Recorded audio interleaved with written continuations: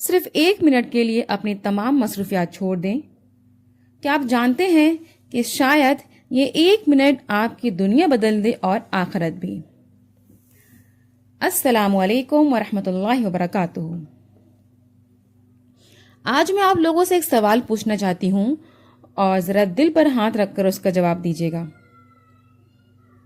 میرا سوال ہے، جب آپ صبح اٹھتے ہیں اپنے مکمل اطمینان اور سکون کی نیند سے تو آپ کا پہلا خیال کیا ہوتا ہے؟ موبائل، کام، کاروبار، تعلیم یا دنیا کی دوسری مصروفیات ہوتی ہیں. لیکن کیا ہمارا پہلا خیال اللہ تعالیٰ کی یاد اور اس کا شکر ہوتا ہے؟ اس کا جواب آپ خود دیں اور سوچیں اس بات کو، کیا واقعی ہمارا پہلا خیال یہی ہوتا ہے؟ میں بتاتی ہوں.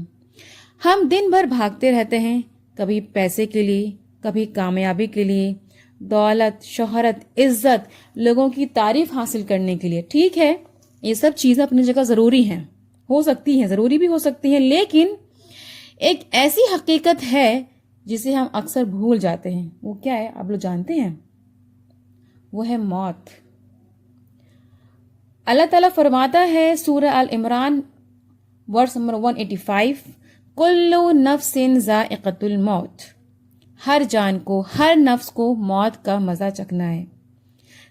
تو یہ ایسی حقیقت ہے کہ جس سے کوئی انسان نہیں بچ سکتا. ذرا سوچیں، اگر آج اللہ تعالیٰ ہمیں اپنے پاس بلا لے تو کیا ہم اس سے ملاقات کے لیے تیار ہیں؟ کیا ہماری نمازیں وقت پر ادا ہوتی ہیں؟ کیا ہم نے کسی کا حق تو نہیں مارا؟ کیا ہمارے دل میں کسی کے لیے نفرت اور کینہ تو نہیں ہے؟ کیا ہم نے اپنے والدین کو خوش رکھا ہے؟ اپنے رشتہ داروں کو خوش رکھا ہے جو کہ ہمارے خونی رشتے ہوتے ہیں، ماں باپ بھائی بہن، انہیں ہم نے خوش رکھا ہے؟ یہ سوال ہمیں ڈرانے کے لیے نہیں بلکہ جگانے کے لیے ہے. اللہ تعالیٰ کی رحمت بہت وسیع ہے. جب تک سانس باقی ہے توبہ کا دروازہ کھلا ہے.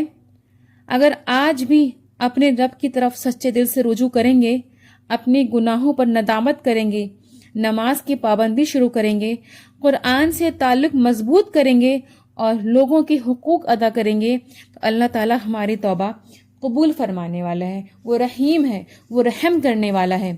تو آئیے آج عہد کریں گے کہ ہم دنیا کی محنت بھی کریں گے مگر آخرت کی تیاری کو کبھی نہیں بھولیں گے.